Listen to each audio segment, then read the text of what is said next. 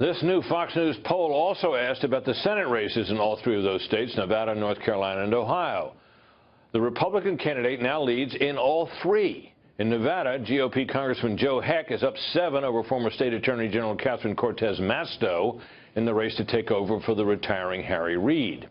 In North Carolina, incumbent Republican Senator Richard Burr is now out to a 6-point lead over his challenger, former State Representative Deborah Ross.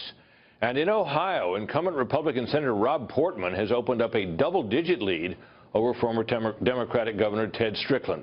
It was not long ago Democrats looked almost certain to take control of the Senate with only 10 of their seats up this year compared to 24 for the Republicans. But that seems to be changing. For more on this, we turn to my old friend, Professor Larry Sabato, director of the University of Virginia Center for Politics. Hi, Larry. Hello, Brett.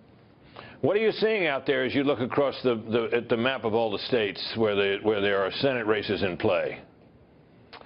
Well, you summarized it well. What was once thought to be a pretty good shot at a minimum of 50-50 for the Democrats, they're at 46 seats right now. 50-50 if they won the presidency and vice presidency would enable them to control the Senate. I think it's much less certain.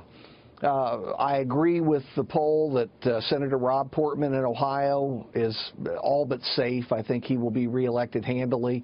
Senator Richard Burr in North Carolina, there have been some polls that have had it tied, but I've watched him for years. He finds a way to win. I think he will again, even though North Carolina is very competitive in the presidential contest.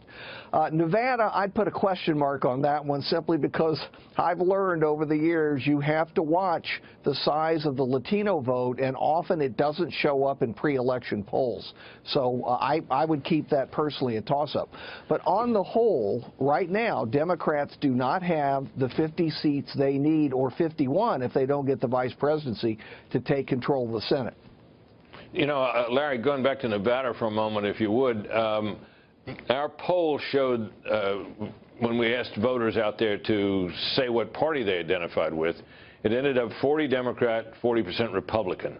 There are people, I think, who would question that, saying that Nevada, it's hard to imagine that Republicans are tied with Democrats, and just in terms of their sheer numbers in Nevada. What do you think about that? Yeah, I would agree, except for one thing. Your polls in Ohio, North Carolina, and Nevada essentially showed the same thing, a tie, close to a tie in party identification. Go back to 2012 when President Obama won his second term. The Democrats had an edge in those three states of between 6 and 10%. In other words, a big Democratic edge, and that's one reason why Obama won 2 of those 3 states. Now, look, I think this is another indication that Democrats are having a hard time, at least right now, energizing their activists, their base. And that is the Democrats' #1 problem, and that's something that Hillary Clinton and her team are going to have to work hard to correct between now and November 8th. The Trump people are already energized, and that's showing up not just in these state polls, but also in some of the national surveys.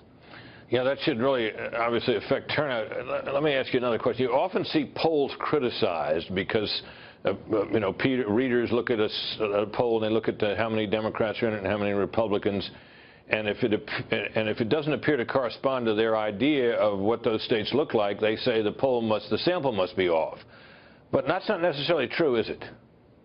No, no, it isn't at all. There's some very good research that suggests that the party that is not enthused will have fewer respondents to a poll. Think of it this way. If you're a football fan, when you watch your team lose, are you going to read the sports pages the next day and find out more about the loss, or are you going to give it a pass? Most people just give it a pass. They don't want to know anymore. They know the team lost. So that has something to do with the way these polls are turning out right now. As Shannon just suggested, who the heck knows after that first debate with 100 million people watching? Yeah, and there's also the fact, I think, Larry, that sometimes party identification and party registration, but party identification in particular, is kind of loose in America. So people tend to identify themselves with the party whose candidate they're supporting, right? Yeah, I mean, although you have to also say the reverse is true. They go for the candidate representing their party. They have a partisan identity. They automatically lean to that side. And look what's happened this year. Trump at first had a real problem with Republicans. He was getting only 60-some% of them. Now he's up to 86. In some polls, it's 90. So gradually, over the course of a campaign, partisans return to their party nominee. Makes sense. Right. Larry, thank you.